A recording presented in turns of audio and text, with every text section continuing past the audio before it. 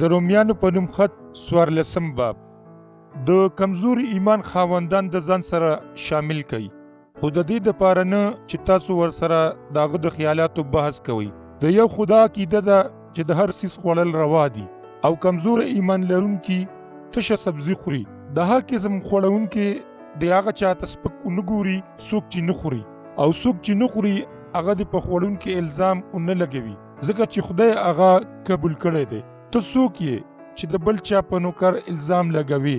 د هغه قایم پاتې کېدل یا پریوتل د هغه د مالک سره تعلق لري، بلکې هغه به قایم کړی شي، ځکه چې خدای د هغه په قایم کولو قادر دی. څوک خو داسې دی چې یو ورځ په نورو ورځو افضله ګڼي، او څوک ټولې ورځې یو برابر. خو هر سړی دی په خپل زړه کې پخه عقیده لري. څوک چې یوه ورځ مني هغه هم د خدای شکر کوي، او هغه چې هر څه خوري هغه د خدای دپاره خوري، ځکه چې هغه د خدای شکر کوي. او څوک چې نه خوري هغه هم د خدای دپاره نه خوري او د خدای شکر کوي، ځکه چې په موږ کې نه خو څوک د خپل ځان دپاره ژوندی دی او نه ځان دپاره مړ کیږي. که چېرې موږ ژوندي یو هم د مالک دپاره ژوندي یو، او که مرو نو هم د مالک دپاره مرو.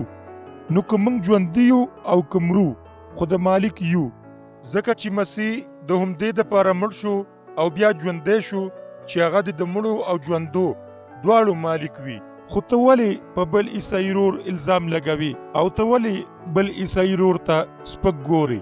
مونږ خو به ټول د خدای د عدالت د تخت په وړاندې ودرېږو، ځکه چې دا لیکل شوي دي چې مالک وایي چې باور وکئ چې هر یو به زما په مخ کې په سجده شي، او هر ژبه به اقرار وکړي چې زه خدای یم، ځکه چې له موږ نه هر یو به خدای ته حساب ورکوي.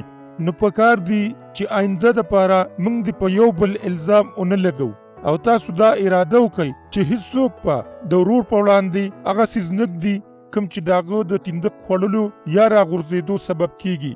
ما ته معلومه ده او په مال کې احساس زما ایمان دی چې هیڅ څیز هم په خپله حرام نه دی، خو چې څوک یې حرام ګڼي نو هغه ته حرام دی. که چېرې ستا رور ته ستا د خوراک نه تکلیف رسي نو بیا ته د محبت په لاره تلل نه کوي. د کم سړي دپاره چې مسیح مړ شو ته هغه په خپل خوراک مه خرابوه، چاته موقع مه ورکوه چې هغه څیز چې ستا دپاره ښه دی ورته بد ووایي، ځکه چې د خدای بادشاهي په خوراک څښاک نه ده، بلکې په صداقت، په سوله او په هغه خوشحالۍ ده چې د روح القدس د طرفه وي. او څوک چې په دې شان د مسیح خدمت کوي هغه د خدای نازولی او په خلکو کې مقبول دی. نو بیا دې موږ د هغه خبرو طالبان شو په کومو چې صلح او تړون ترقي مومي. د خوراک دپاره د خدای کار مه روانوئ.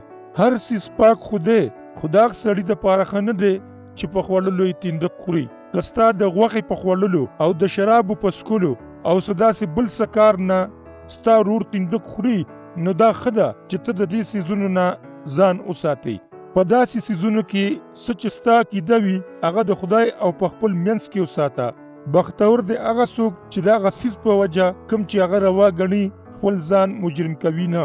خو څوک چې په کوم څیز کې شک لري که چېرې هغه وخوري نو هغه به پرې مجرم کیږي، ځکه چې که هغه دا عقیده نه لري چې هغه ته داسې کول پکار دي، او که موږ په یقین سره یو کار ته ښه نشو ویلی نو د هغې کول ګناه ده.